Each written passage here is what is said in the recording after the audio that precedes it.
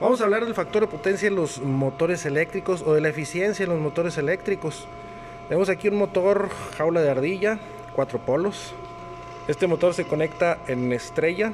Tenemos las puntas 4, 5 y 6 unidas. Y tenemos la 1, la 2 y la 3. La 1 va a fase 1, la 2 va a fase 2 y la 3 va a fase 3. Eso ya lo debemos de tener el conocimiento.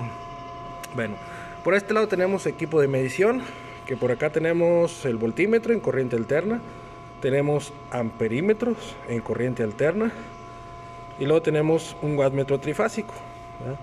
Entonces, para nosotros mostrar la eficiencia o para conocer la eficiencia del motor eléctrico siempre es importante tener los instrumentos de medición. Realmente van a ser los indicadores que nos van a decir pues cómo está trabajando nuestro motor eléctrico, ¿verdad? Si tenemos alguna falla mecánica o algún rodamiento, pues esto se va a ver indicado en la corriente, se va a ver indicado en la potencia, sobre todo. Obviamente también nuestro voltaje eventualmente varía.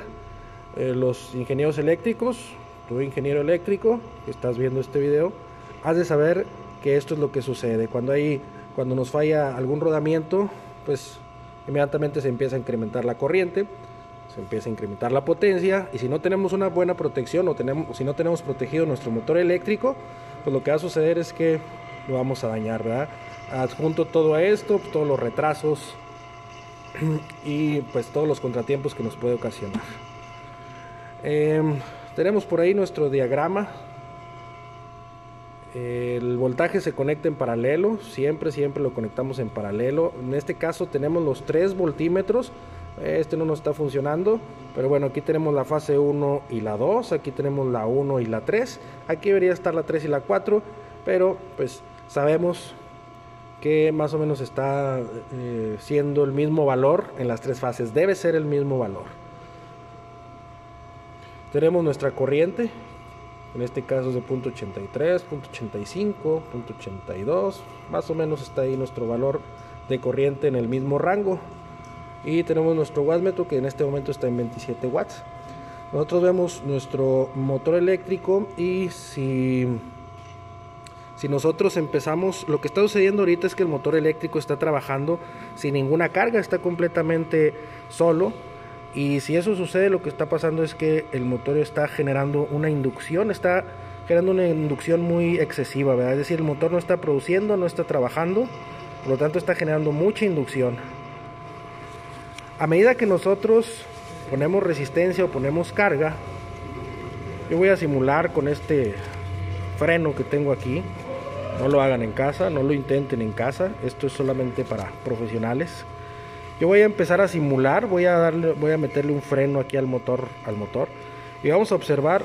Voy a empezar a meter freno y vean ustedes qué es lo que pasa con la potencia, arribita, la parte superior izquierda. Vean ustedes cómo la potencia empieza a aumentar a medida que yo le meto resistencia al motor y lo pongo a producir y lo pongo a trabajar. Igualmente fíjense la corriente, cómo empieza a aumentar nuestro valor en corriente. El voltaje pues prácticamente permanece igual, pero tanto la corriente como la potencia empiezan a aumentar. Esto le da sentido al funcionamiento del motor eléctrico. En este momento, cuando yo lo pongo a trabajar el motor eléctrico, se incrementa su factor de potencia, la corriente y el voltaje se reducen su distancia y la inducción magnética empieza a reducir también, y en ese momento nuestro motor se vuelve más eficiente, ¿verdad? Entonces, para los que encienden el motor y no lo ponen a producir, como ahorro de energía no es una medida como tal. Recuerden que el ahorro de energía no es apagar equipos, no es detener los equipos, sino más bien tener el equipo que requieres, encenderlo cuando tienes que encenderlo y administrar el recurso como lo tengas que administrar, es decir, según tú indique tu plan de producción.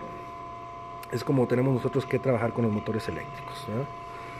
Entonces, si tú tienes un motor eléctrico y no lo estás, solamente lo enciendes y no se pone a producir, es necesario que ese motor eléctrico esté produciendo para que la CFE no nos cargue cargos extras por un bajo factor de potencia, no genere tanta inducción como lo está haciendo este motor.